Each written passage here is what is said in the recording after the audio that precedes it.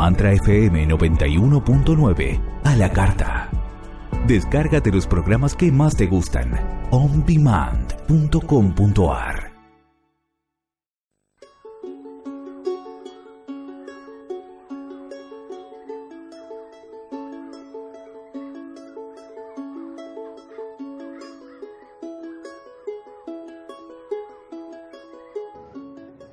Hola, buenas tardes. Otra vez la alegría de encontrarme con todos ustedes y todas ustedes a través del éter de la frecuencia modulada y de las ondas de internet.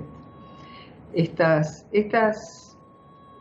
proezas técnicas que nos facilitan la vida, ¿no? En lo que sería una cuarentena quizás de aislamiento, en realidad pareciera como que estamos más comunicados que nunca a través de estas ondas producidas por la tecnología humana.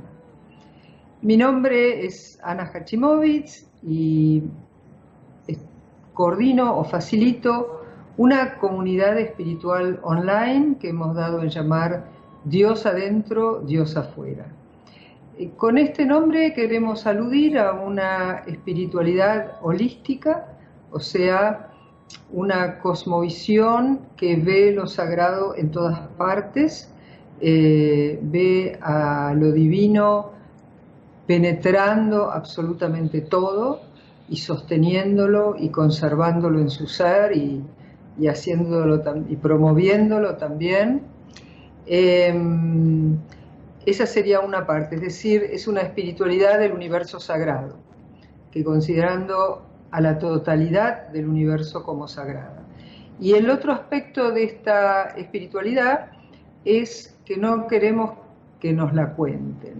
O sea, está basada en la vivencia o también en razonamientos que nos puedan llevar a la percepción de lo divino. O sea, somos buscadores o encontradores, como dice Fabio, del fundamento último de la realidad, que lo hemos llamado Dios, pero las distintas tradiciones lo llaman con muchos nombres, pero es el misterio de esa presencia que sentimos que se está manifestando o convirtiendo en el mundo mismo y en nosotros mismos. Hoy, el miércoles pasado tocamos el tema del Cristo cósmico y hoy vamos a buscar el mismo, digamos, la misma perspectiva en otras tradiciones. Hoy en la tradición judía, y allí lo vamos a encontrar a este Cristo, la misma idea del Cristo cósmico, en lo que la tradición judía llama la era mesiánica. Antes de hacer una breve cortinita para entrar en el tema, quiero invitarlas mañana a una meditación, mañana jueves a las 18 horas Argentina. Vamos a meditar utilizando una obra de arte de un gran pintor espiritual que se llama Alex Grey. Así que quien tenga la meditación, por favor, me tiene que solicitar el link de Zoom, porque lo hacemos a través de Zoom. Me tiene que solicitar el link de Zoom al mail diosadentro@gmail.com. Ahora sí, hacemos una breve cortinita y ya entramos en tema.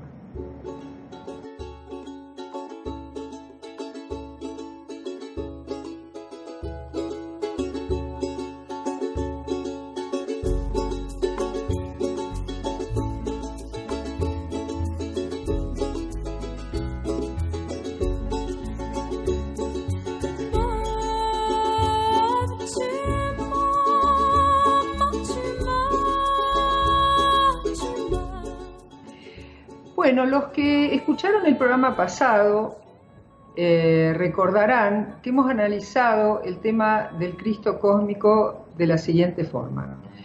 Quienes no lo hayan escuchado pueden escuchar el audio en la aplicación conocida que se llama Spotify o en el sitio que se llama omdemand.com.ar. Los que lo escucharon en vivo o en el audio recordarán quizás que habíamos distinguido entre el Jesús histórico, o sea, Jesús de Nazaret, un ser humano, una persona que vivió en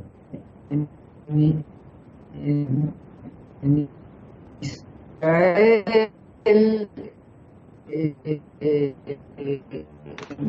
siglo I de nuestra era, bueno, que vivió 3 años, que luego fue crucificado por los romanos, y que luego de su vida, era un padre, José, que era carpintero.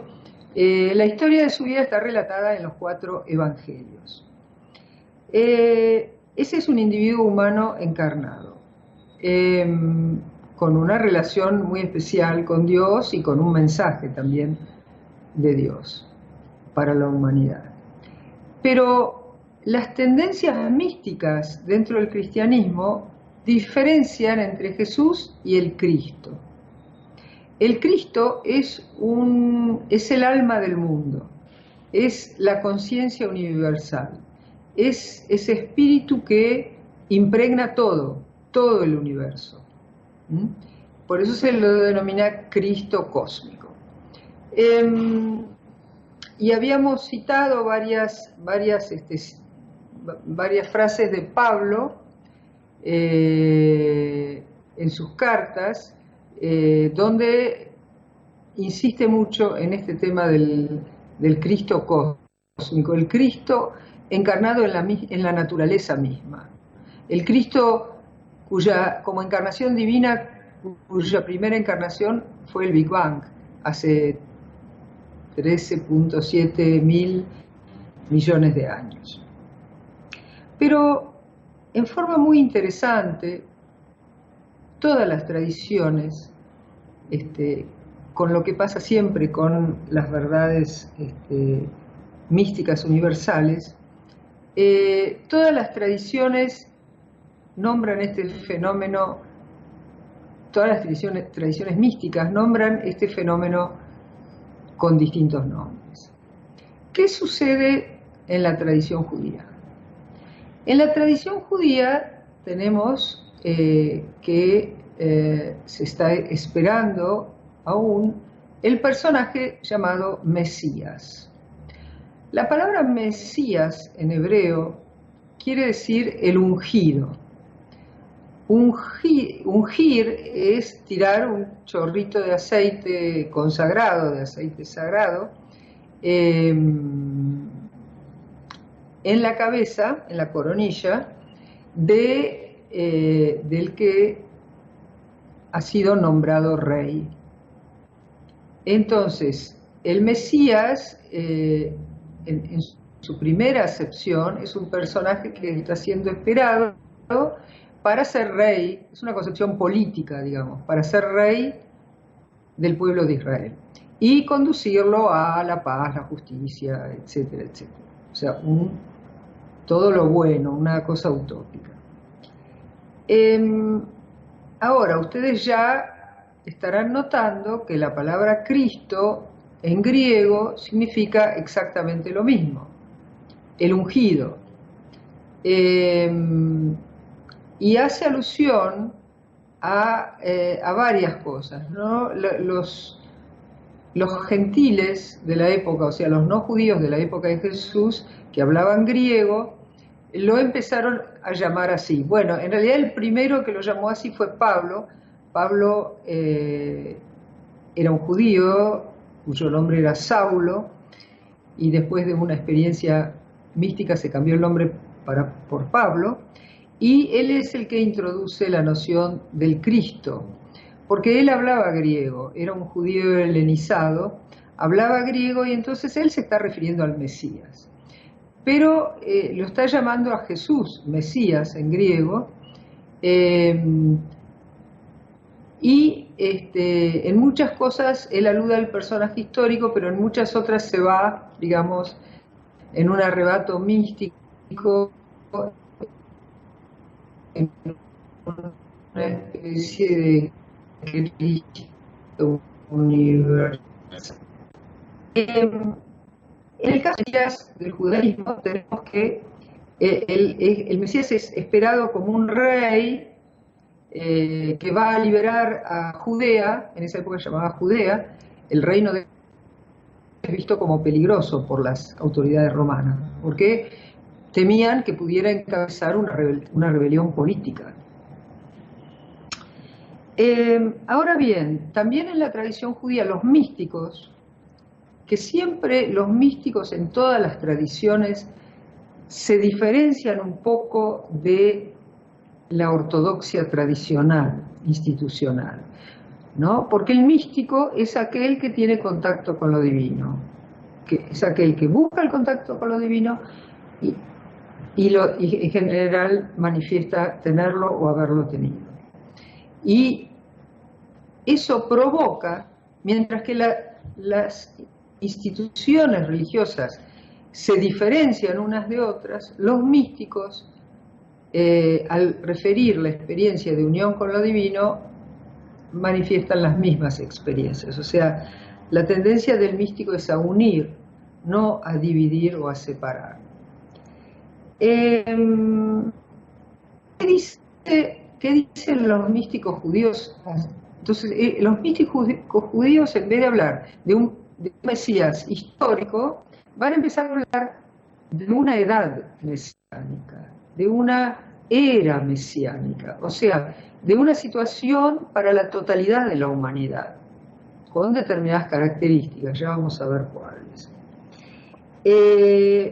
¿Y cuál va a ser lo típico de la época mesiánica? Va a ser que el nombre de Dios será uno solo para todo el mundo. O sea, como ven, hay de vuelta una característica de unidad. Vamos a detenernos un poco en esta característica de la unidad, que otra vez repito, es un tema místico central. El pueblo judío tiene una plegaria principalísima, una oración que es la más importante de todas, y que es como una especie iba a decir de un Padre Nuestro, pero no, es aún más fuerte que un Padre Nuestro, es como una declaración de fe, y tradicionalmente todos los mártires del judaísmo, o sea, la gente que fue asesinada por su religión, por tradición siempre trataba de decir esta frase como última frase de su vida, ¿no? Es la plegaria más solemne del judaísmo, y que dice lo siguiente: escucha Israel, o sea, escucha pueblo de Israel, Yahvé, que es en realidad el nombre de Dios, pero que no se debería pronunciar, es el de 4 letras. Yahvé es nuestro Dios, Yahvé es uno. Sí, para no pronunciar ese nombre dicen Adonai, que es como un sinónimo, nuestro Señor. Adonai es nuestro Dios, Adonai es uno. Es decir, que la declaración de la unidad de Dios es como un basamento de la fe judía. Para profundizar un poco este tema de la unidad, porque recuerden que la era mesiánica se va a caracterizar porque va a haber un solo nombre de Dios, es decir, todo el mundo va a reconocer la unidad de Dios, que hay un solo Dios. En Isaías 45:5 dice: yo soy Adonai, en realidad dice el nombre de las 4 letras, ¿no? Yo soy Adonai y no hay ninguno. Fuera de mí no hay Dios. Yo te fortalezco aunque no me conozcas. Fíjense que esto es una declaración que nos llega muy cerca, ¿no? O sea, Dios nos está sosteniendo aunque nosotros no sepamos. El ser humano puede hasta declarar que Dios ha muerto, como el caso de Nietzsche, pero pero Dios lo sigue sosteniendo, ¿no? Siguen naciendo bebés, seguimos nosotros nuestra vida hasta que nos toca dejar este cuerpo, las plantas siguen creciendo, los animales siguen prosperando. Es decir, Dios nos sostiene aunque nosotros no nos demos cuenta. Y en realidad que basta observar el funcionamiento de nuestro organismo para darnos cuenta de eso, ¿verdad? En Deuteronomio 4:35 también dice: os ha sido claramente demostrado que las 4 letras, que Dios solo es Dios, no existe nada salvo Dios. Fíjense que en el Islam también hay una frase de esas fundamentales que dice: no hay Dios salvo Dios. Fíjense cómo las intuiciones místicas se unen y se juntan, y en realidad somos todos hermanos, ¿no? Otro rabino, el rabino Isaac de Hommel, también dice: no hay nada fuera de Dios, y otra vez, todo es Dios. Todo es Dios.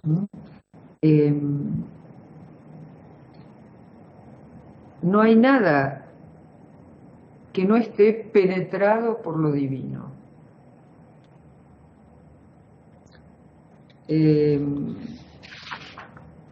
Hay un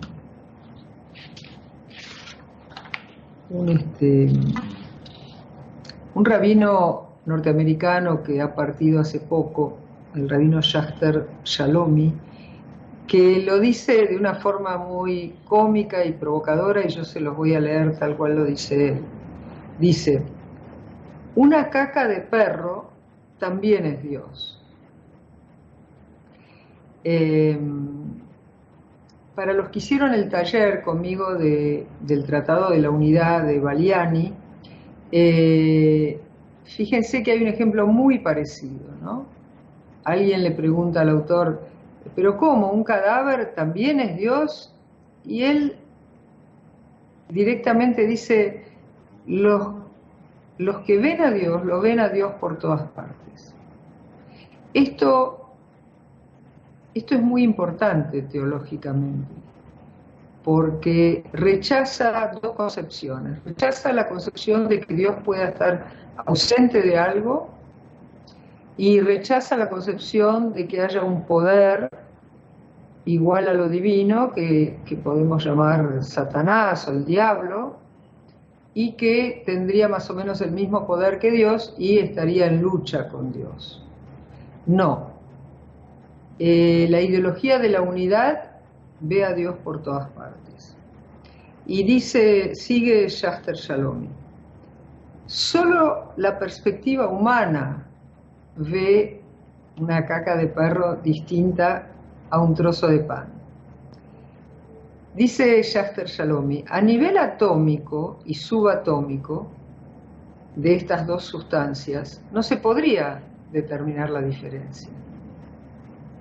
¿Ven? O sea, váyanse al nivel subatómico, al nivel cuántico de partículas subatómicas. A ese nivel no puedo distinguir un excremento de un trozo de pan. ¿Esto qué me quiere decir? Que el fundamento que permite, provoca y sostiene la existencia de las cosas es el mismo para todos. No hay para Dios cosas feas y cosas lindas, cosas malas y cosas buenas. Todo es divino. Dice Schachter Shalomi: tú y yo y todas las cosas somos Dios apareciendo de una forma determinada. Dios ama aparecer en innumerables formas y en innumerables experiencias de vida. Dios es todo. Dios Fíjense esta frase. Dios no creó al mundo. Dios se convirtió en el mundo. O sea, Dios está constantemente convirtiéndose en el mundo.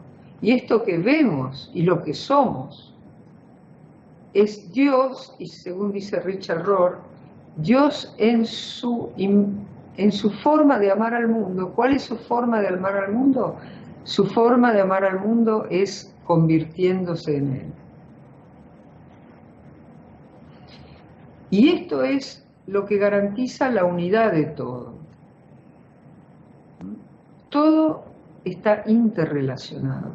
Fíjense que todo el universo funciona en una sincronicidad admirable. Y todos los acontecimientos están encadenados unos a otros armónicamente. Y lo que llamamos Dios, ese misterio insondable, es el que garantiza la unidad y el funcionamiento de todo.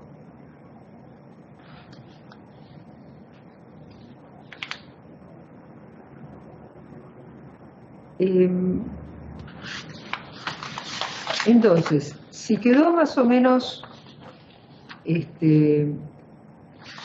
asegurada esta noción de la unidad, también la encontramos en Pablo, en Colosenses 1:19, dice, toda plenitud se encuentra en Él, a través de Él. A través de Él todas las cosas son reconciliadas. Todo en Él, todo en el cielo y en la tierra. Aquí es donde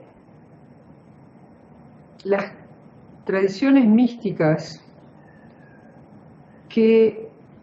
los místicos que aseveran haber tenido un contacto con Dios, se diferencian del no dualismo filosófico, abstracto, absoluto. El no dualismo religioso, místico, no considera que todas estas cosas que nos rodean sean ilusorias. Tal es así que no las considera ilusorias, que las considera divinas, que las consideran el propio Dios convirtiéndose en estas cosas. Esta es una noción muy fuerte y que me gustaría hacérsela llegar, ¿verdad? Traten de percibir esto de que Dios se está constantemente convirtiendo y apareciendo bajo la forma de todas las cosas que nos rodean y de nuestro propio cuerpo.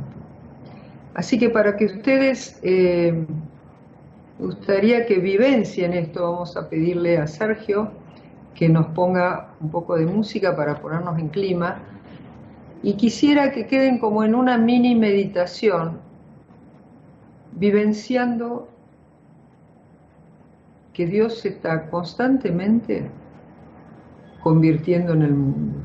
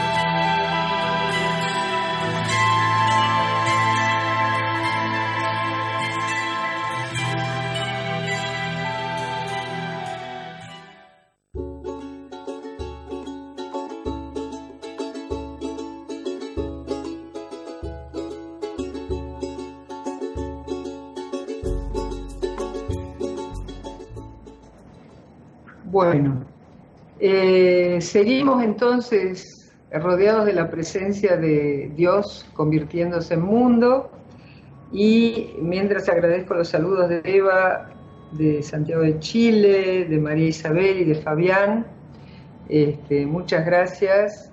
Todos somos Dios convirtiéndose en el mundo. Bueno, y volviendo a la era mesiánica. ¿Cómo será esta era mesiánica? Bueno, todo esto que acabo de describir le va a ser patente a todos. El nombre de Dios será uno solo.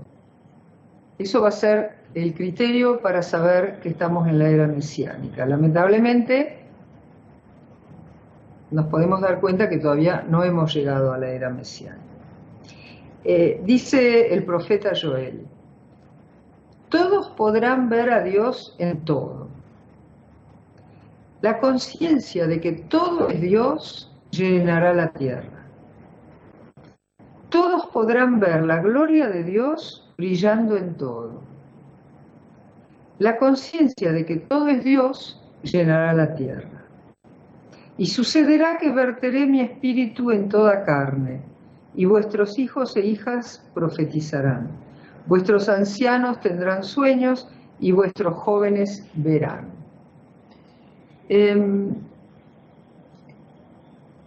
La gloria de Dios, o la presencia de Dios, como hemos visto en el fragmento anterior, está constantemente llenando el mundo.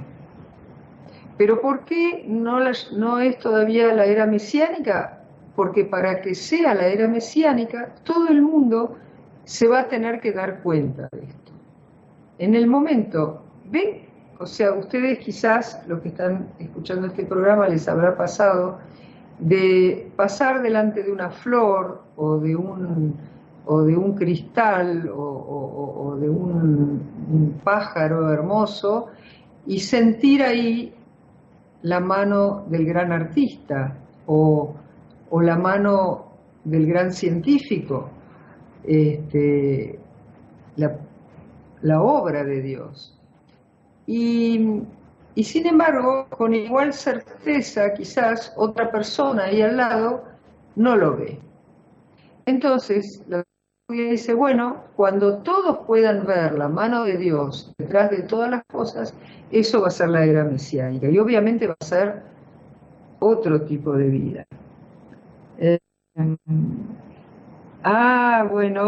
Está, saludos de Ánica también, de Rubén, que siempre está tan atento a los talleres. Acá me dice Pilo, desde Pilolín, Neuquén, esta es Ánica Liliana, hay que internalizar el uno en todo. Sí, eso es lo deseable. Lo que pasa es que, bueno, cada uno tiene su tiempo, ¿verdad? No se puede forzar. Los profetas de Israel, en el caso que estamos estudiando, trabajaron mucho para eso. Y también Jesús. Jesús tiene una frase también que la anoté por acá, donde él también dice que el Padre está en todo.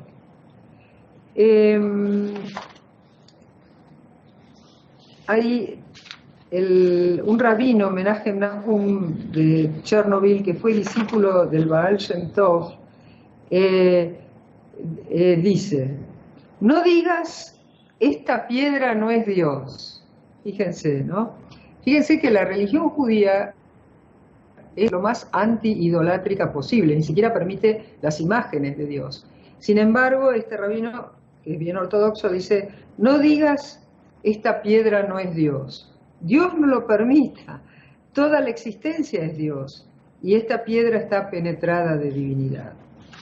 Y bueno, en la era mesiánica, dice Isaías 6:3, cada uno dirá al otro: santo, santo, santo es el Señor Todopoderoso. Y la tierra está llena de la presencia de Dios. Es decir, la tierra ya está llena de la presencia de Dios.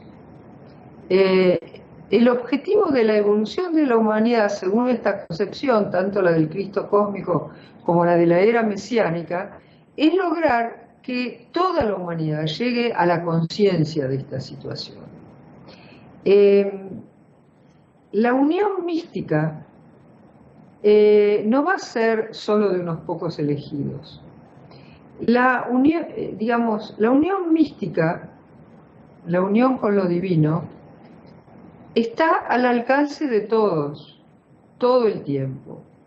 Lo que pasa es que si seguimos esperando la unión mística como un acontecimiento sobrenatural, ¿no?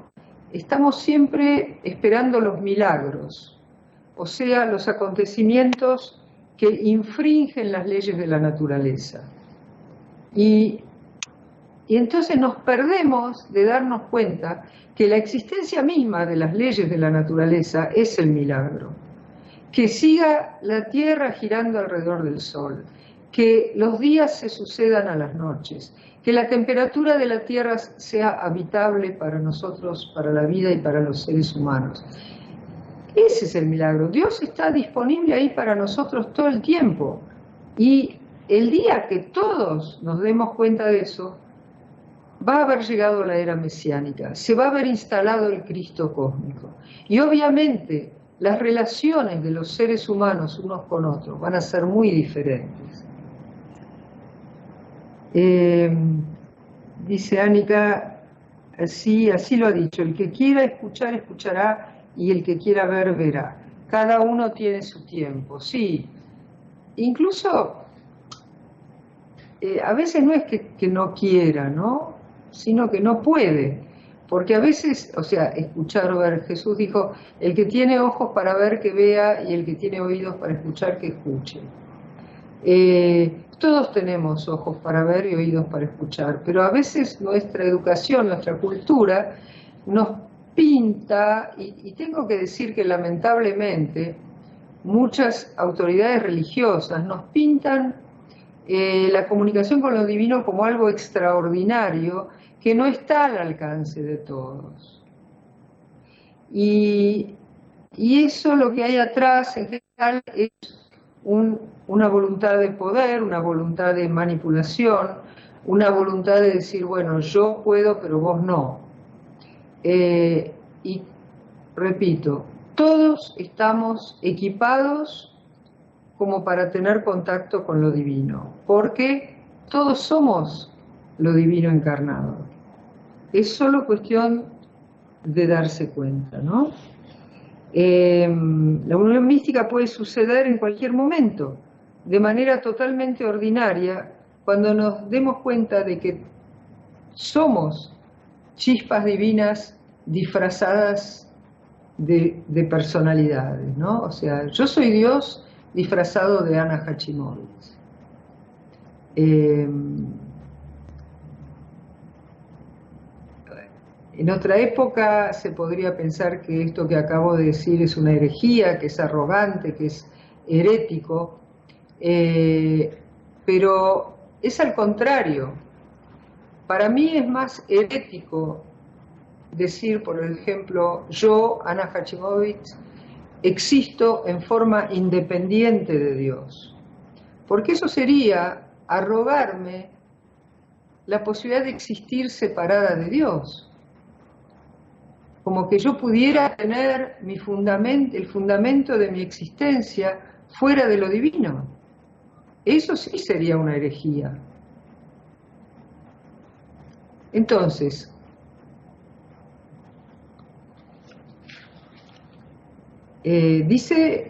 existe un texto cabalístico, el principal, que se llama el Zohar, Z-O-H-A-R.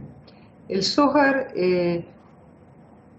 fue escrito en el siglo XIII por un cabalista llamado Moisés de León, pero él decía que él no había sido el autor, que él lo había recibido en un sueño por otro cabalista del siglo II, Simón Bar Yochai. Y Simón Bar Yochai, o Moshe ben León, o sea, el Zohar, da una imagen muy parecida a una imagen que aparece en el hinduismo. Dice, todas las cosas, todos nosotros, somos como ondas de una laguna, motas de polvo en un rayo de luz, letras de una sola palabra. Esa imagen me gusta. Yo siempre les digo las terminales de la computadora, ¿no? Pero también es lindo pensar que somos las letras de una palabra o las palabras de un libro que está siendo hablado, expresado por Dios, ¿no? Y cada palabra tiene un lugar determinado en la frase. Y encontrar nosotros como palabras el lugar que nos corresponde en el libro divino, en el libro de la naturaleza, eso va a permitir que seamos felices. La felicidad básica, la felicidad que todos podemos acceder, es la felicidad de encontrar nuestro lugar en el discurso divino. Y cuando tomemos conciencia de eso, es cuando el universo se va a transformar en un lugar armónico, en un lugar en que la voluntad y el designio divino puedan expresarse completamente. Porque Dios nos ha creado libres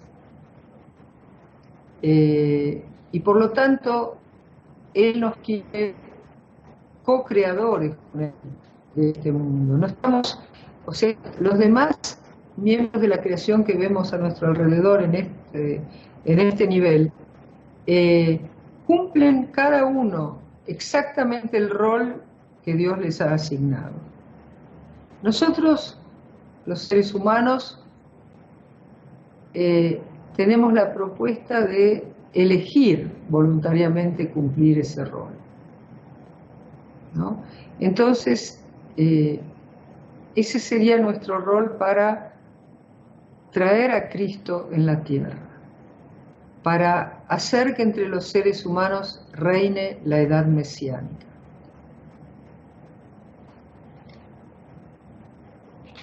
Cuando Dios se reconcilie con el mundo, dice Pablo, Dios será todo en todos. Es decir, Dios ya es todo en todos. Ahora falta que la humanidad suba un escaloncito más para poder llegar a la era mesiánica. Es decir, digo un escaloncito, ustedes dirán, no, falta un montón para que eso pase, pero consideren cuánto hace que es el Big Bang. 13.700 millones de años. La historia de la humanidad es menos que un instante, menos que la millonésima parte de un instante de eso. Así que falta poquito para llegar al omega, como lo llamaba Taylor de Chardin. Fíjense cómo las distintas expresiones apuntan a lo mismo, ¿no?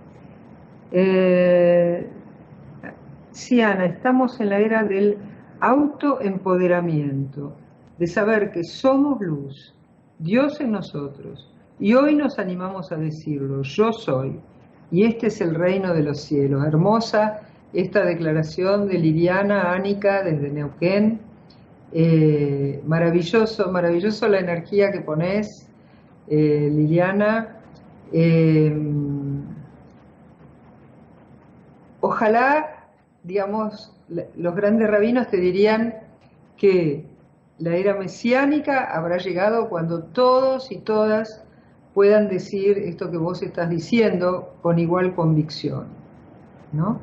Desde el punto de vista cristiano sería el descenso del Espíritu Santo, o como dice el profeta Joel, o como sucede en Pentecostés, ¿no? El Espíritu Santo penetra en todos los seres humanos y cada uno profetiza, tiene sueños de evidencia, canaliza, ¿no?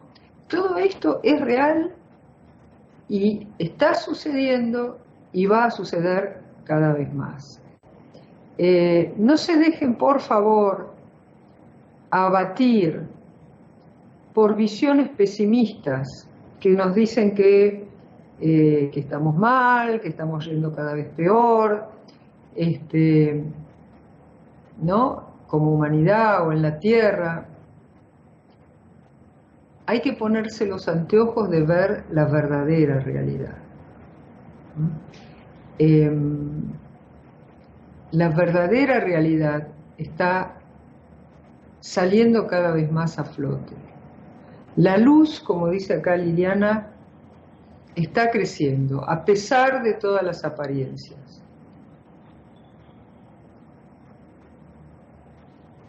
La era mesiánica está llegando. El Cristo cósmico está llegando.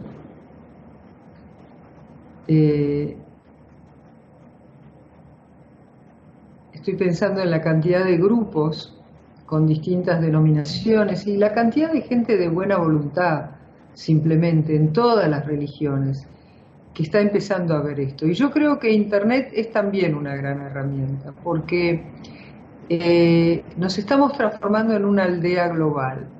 En este caso con algo molesto, como es el caso de la pandemia, pero la pandemia tiene esto, creo, que tenemos que aprender.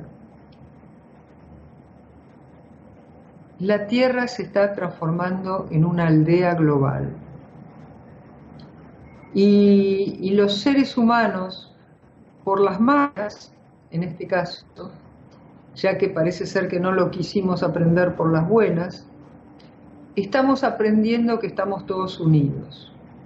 Estamos todos interconectados. Saben ustedes de ese adagio esotérico que dice que hay dos maestros, el maestro amor y el maestro dolor. Y lo que no aprendes por el maestro amor, lo vas a tener que aprender por el maestro dolor. Y el coronavirus en este momento es un maestro que nos está señalando que estamos todos interconectados, todos interrelacionados, que todos formamos parte de una gran unidad, porque Dios es la verdadera realidad, es uno y es múltiple a la vez. Entonces, es uno, pero también somos todos nosotros. Todos nosotros somos miembros, partes, células del cuerpo de Dios.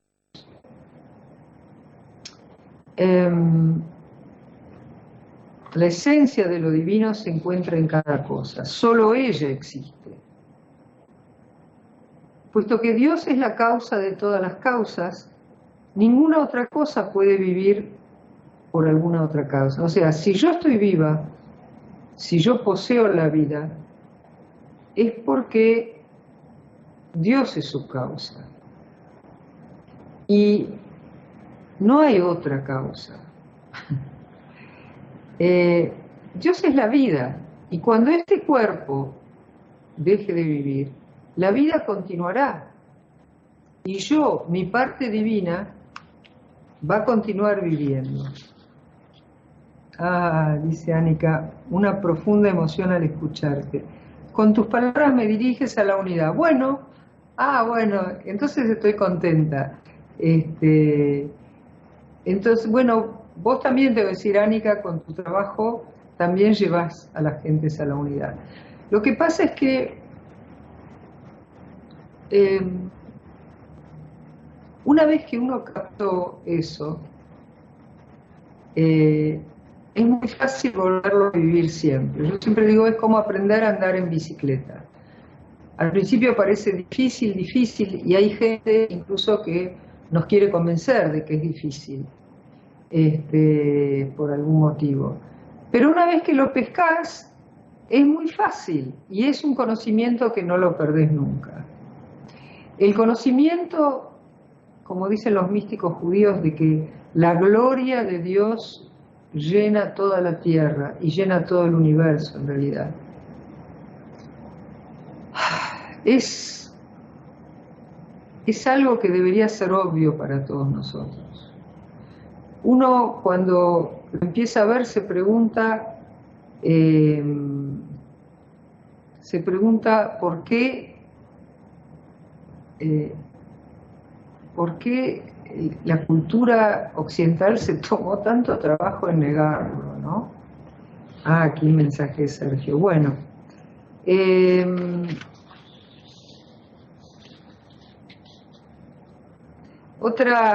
les digo rápidamente, otra característica común entre el Cristo y la era mesiánica es el concepto de sabiduría.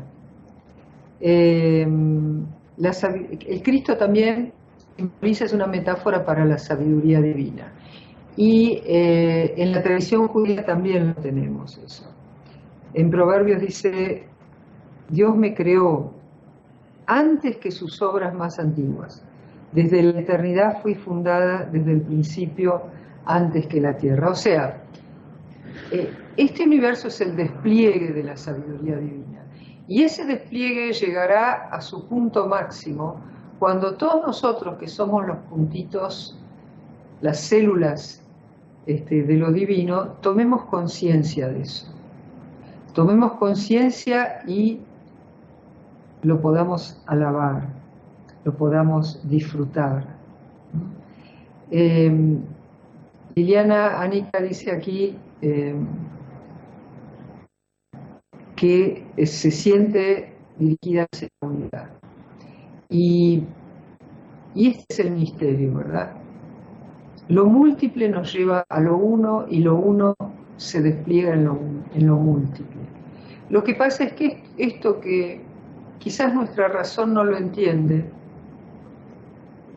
es la realidad de Dios. Dios no tiene por qué limitarse a nuestra razón, ¿verdad? Dios se manifiesta como lo múltiple y siendo uno. Y la verdad que nosotros, en nuestro microcosmos, duplicamos esa experiencia, ¿verdad? Porque nosotros también somos múltiples, tenemos muchos rasgos de personalidad, tenemos muchos órganos en nuestro cuerpo, muchas células en nuestro cuerpo, muchos estados de ánimo diferentes, y sin embargo somos muy conscientes de ser una unidad. O sea, la unidad, la verdadera unidad, contiene en sí lo múltiple también. Porque si Dios es todo, no puede quedar nada afuera de Dios. Dios es una múltiple unidad. Bueno, y me gustaría terminar con una cita de una poeta inglesa del siglo XIX, Elizabeth Barrett Browning, que dijo esto. Dice poéticamente todo esto que yo digo quizás con demasiadas palabras. La tierra está abarrotada de cielo, y cada arbusto común y corriente se prefiere en Dios, como la zarza ardiente de Moisés. Pero solo el que ve. Así que bueno, con esta invitación a sacarnos los zapatos porque estamos pisando, me despido de ustedes.